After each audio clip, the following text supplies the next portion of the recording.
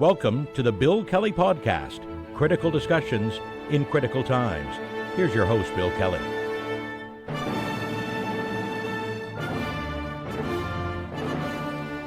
Hey, welcome to another edition of the Bill Kelly Podcast, critical discussions in these critical times. I'm your host, Bill Kelly.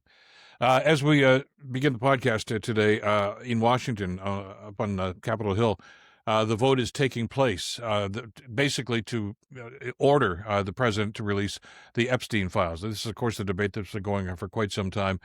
And there's a legislative process that's going in place here. And I'm listening to some of the commentary. I'm listening to some of the people, some of the experts, and some of the people that have been watching this process unfold. And the consensus seems to be finally, the American people are going to get the truth about the Epstein files and about Donald Trump's involvement and exactly what happened. Well, I don't believe that, and neither should you. I think there's a huge manipulation that's going on here right now, and I think we need to talk about it. We're going to get into some of those details in the next couple of minutes here on the podcast. First of all, the Congress is finally going to vote on this, and this is fine because even some of the Republicans have come on side, and said that this has to be happening. Thomas Massie, Republican from Kentucky, who's a representative, of course, and members of the committee, was on the Sunday talk shows. He's on with Jonathan Karl on ABC, and saying that they want to get what they call a veto-proof majority, two-thirds majority from Congress to order this. Of course, the Senate will probably have to deal with this as well, and they're going to vote in favor, so we're told anyway. Even guys like Tommy Tuberville, who's been just an adamant MAGA supporter for the longest while, says that it's about time people got the truth. And of course, he's apparently going to run for governor in the next election. So, I mean, he's trying to get on the side of popular opinion here, which, by the way, has always been to release all this information in the files. I mean, Trump and his people have been fighting this from the beginning, which is why I was surprised, and I think a lot of people were surprised when Trump, during one of his plane rides back from his government-funded trip down to Mar-a-Lago every weekend to play golf, said that, yeah, go ahead. Republicans should vote to release these files. Well, let me stop right there. On that point, this is all unnecessary. If Trump actually believes, and I don't think he actually has a sincere bone in his body, but if he actually believes that the files could and should be released, he can do it. He does not need a vote. He does not need Congress nor the Senate to tell him what to do. By presidential order, today, 5 minutes from now, he can simply order all those files released. But he's not doing that. He's not doing that. So, please explain to me again why you think this guy's being sincere about this. Even if the Congress does vote for this, and it looks like they're going to, even if the Senate decides that they're going to go and vote for this, and they do, and it's going to end up on the president's desk, even if he signs it, and there's no guarantee he's going to sign it necessarily, but even if he does, what's going to come out and what's going to be released, I think is going to be very disappointing to those who are really seeking the truth here. And that's tragic. I mean, I've watched, and I'm sure many of you have watched over the last number of days, even this morning on Capitol Hill, a number of the victims of the Epstein debacle have come forward and released. Hey, it was me. It was my daughter. And the stories are heartbreaking. It's disgusting, the sorts of things that these people went through and they've endured. And one of the great tragedies here is that those stories and the impact on those people seems to have been lost in all of this. Yes, of course, there's a political angle to this, but there's a human angle to this that just doesn't seem to resonate with an awful lot of people, and that is wrong. We have to understand, as so many people have posted on social media, maybe some of you, maybe this whole thing never would have got to the point it did if people just started believing the victims in situations like this. And an awful lot of people, especially on the Republican side, just didn't want to believe that this was actually happening. And this all surrounds around Jeffrey Epstein. And I don't want to go too deeply into why we got where we are. I think a lot of us know the situation about Epstein and his circumstance here. He had been identified. First of all, he had been doing this for many, many years. And FBI personnel had basically identified, and he was charged, but he took a plea bargain initially. Instead of going through federal charges, he was actually charged in Florida and got a much lighter sentence for trafficking in humanity and procuring it, which is disgusting in and of itself. The Miami Herald newspaper had started their own investigation into that and basically said that this was all a cover-up. It was a scam, that the federal investigation by the Department of Justice in the first Trump administration had basically tried to sweep this under the carpet. Well, that started another investigation.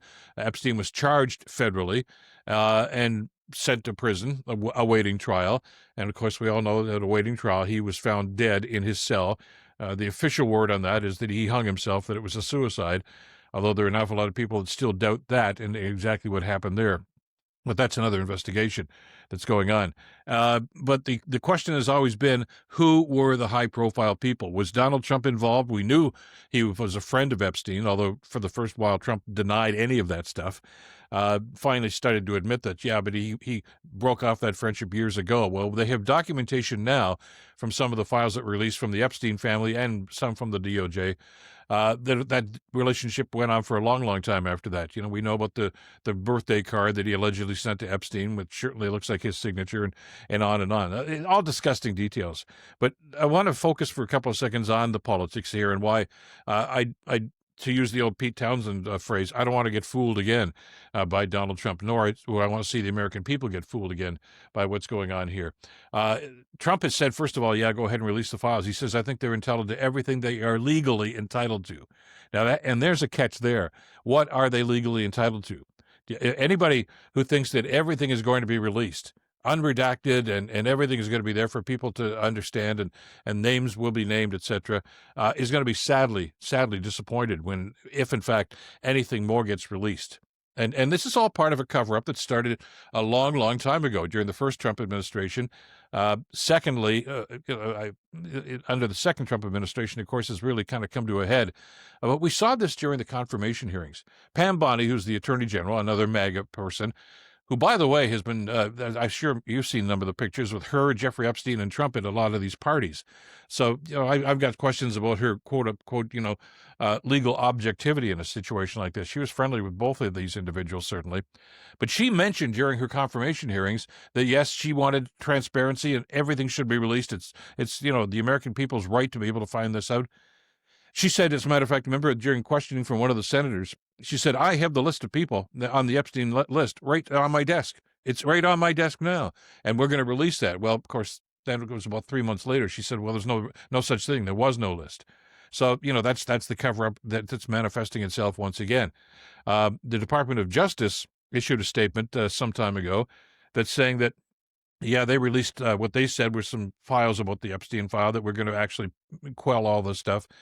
They had all been previously released during previous investigations, so it was really much ado about nothing when they said that they were going to do that. And then they announced that after reviewing what was left of the files, they thought it was not in their best interests, nor was anything new going to be discovered by releasing anything else. So if they thought that was going to put this issue to bed, they were sadly mistaken. It goes on and on and on. And, of course, finally, some of the Republicans started to think that, hey, listen, public opinion is starting to really move in this direction. There are midterm elections coming up in 2026. And, for Republicans that are stonewalling this, that are up for re-election, they were fearful that they're probably going to lose their jobs. So all of a sudden now there's this tide of Republicans that are going to support these bills to move forward on this. But what are they going to get? That's the question that has not been asked. What are they going to get as a result of this? What's going to be released, and what are they going to see? Well, we've done some research into this, and it's pretty frightening, actually, as to what we may end up seeing in this. And some of the reporting on this from the traditional media, major networks and newspapers, I think has been woefully lacking in this. There's an interesting piece, though, that appeared at Bloomberg.com just a couple of days ago that I think sheds some light on this, and I think it's very important to look at this. A reporter named Jason Leopold, an investigative reporter for Bloomberg, has been doing an awful lot of research into this. And he says that what's going to happen here is that the FBI has already edited this report. So for them to suggest that, okay, we're going to release more names and more files and more details about this, you're going to get a very sanitized report if, in fact, it does come out. They suggest that FBI personnel have identified numerous references to Donald Trump in the documents.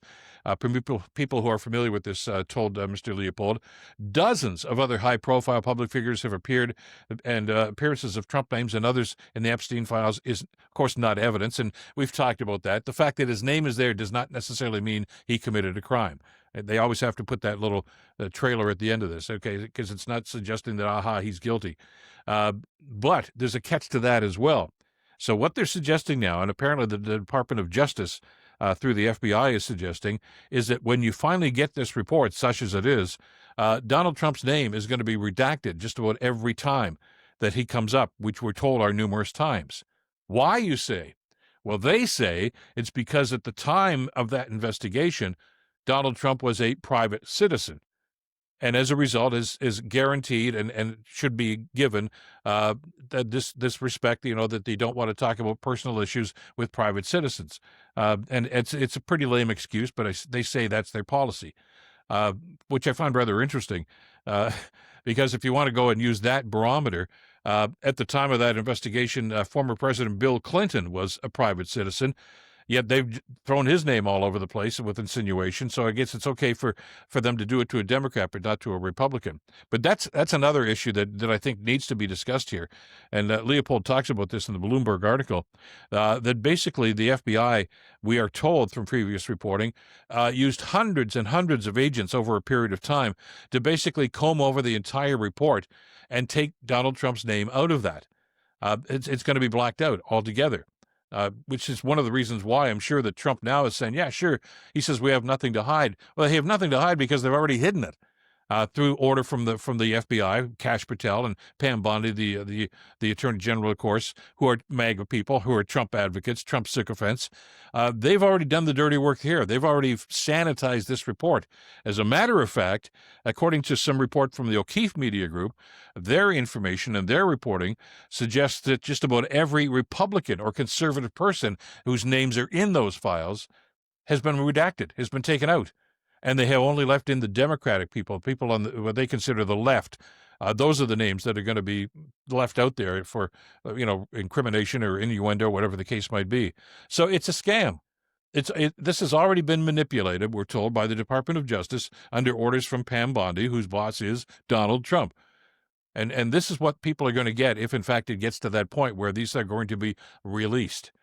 It's going to be disappointing, and it's basically going to allow Trump to wiggle off the hook once again, and that in itself is tragic.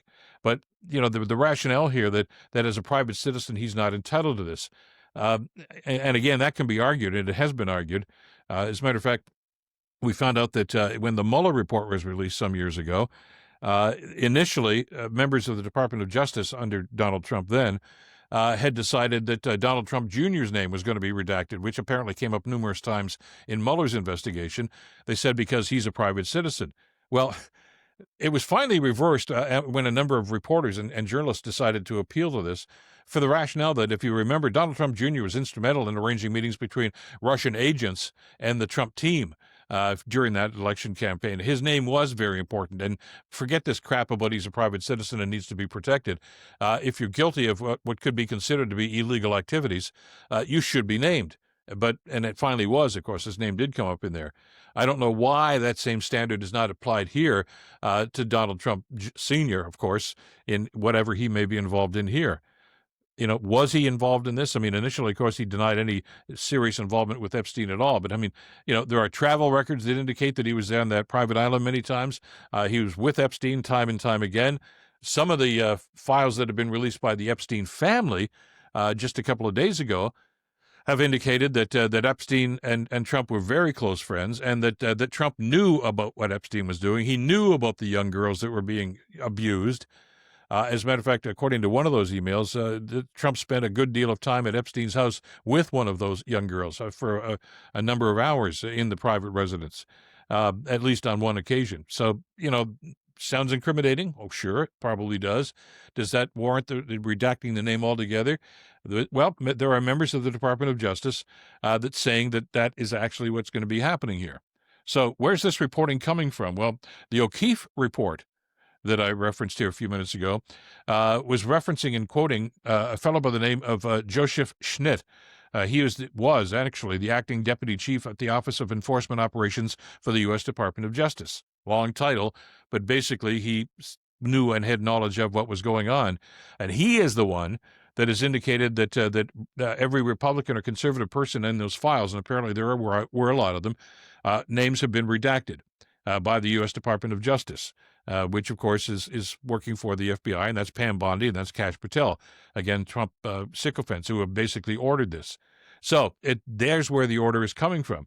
By the way, the Department of Justice issued a statement just after this reporting came out that said that Mr. Schnitt did not have any active part in any of the investigation, so he's only talking about hearsay. Well, that's, of course, what you expect to hear from people that are doing a cover-up in a situation like that, because we see Trump doing that on a regular basis. What's, job one is to discredit the person that's leaking the information.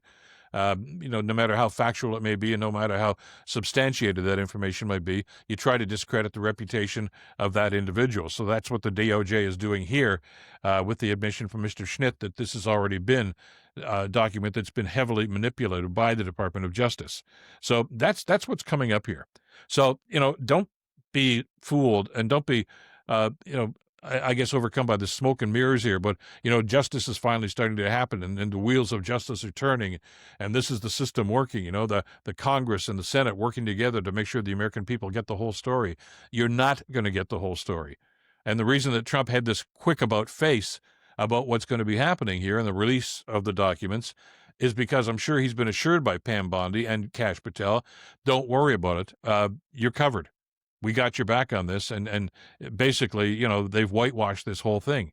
It's disgusting that it's gone on. It's disgusting that it looks as if that's going to be the end result of this whole thing, and they're gonna simply wipe their hands and say, well, that's just the way things are. Those are the rules, which I disagree with. I think a lot of the American people are going to disagree with. And even if it is, there's some legitimacy legally to the fact that, well, Trump was a private citizen at that time. He was a former president, for God's sakes. And I would suggest that, the idea of categorizing him as a private citizen, even then during the investigation, is tenuous at best. But Trump can, if he really wants to have the truth out there, he can waive that element. He can say, no, just forget about the redactions. He has the ability to do that, but he won't, because this whole thing is about his cover-up. It's all about basically trying to whitewash this whole thing. So, again, he did not have one of these, come to God moments and say, all right, it's about time the truth came out. That's bull, total bull. This guy and his team have manipulated this thing. I mean, the reason they've kicked the ball down the yard here so many times is because they had to get this process done. They had to go over all these documents and make sure that the names that they don't want to see out in the public domain have been redacted.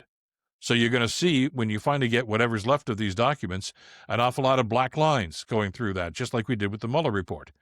As a matter of fact, you're probably all going to see, and as we did with the Mueller report, the initial release on these documents, when it finally does happen, is going to be seen through the lens of the Trump administration. You remember when the Mueller report finally did come out, after all the hoopla, the meandering, political things that were going on, the manipulation was going on? It was Attorney General Bill Barr. Of course, he was working for the Department of Justice, was Mueller, and Barr gets the report before anybody else. And remember the press conference he had where he basically said, I spent the weekend going over this, and there's really nothing to see here, and there's no indication that Trump did anything wrong, and there was no association with the Russian government. That was his take on it. And that's what many people reported. Well, I guess, he's the Attorney General.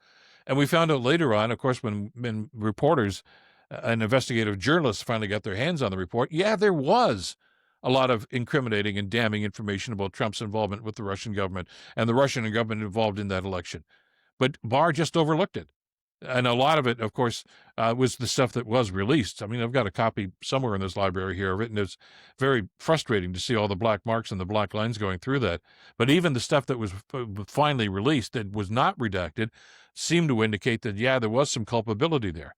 I don't know if we're going to see that same thing with what's going to happen or what's going to be released as far as the Epstein files are finally concerned. It's a dirty, disgusting process. It's a dark, dark side of American politics. Frankly, from my standpoint, I'm not at all surprised about Donald Trump's alleged behavior in this situation.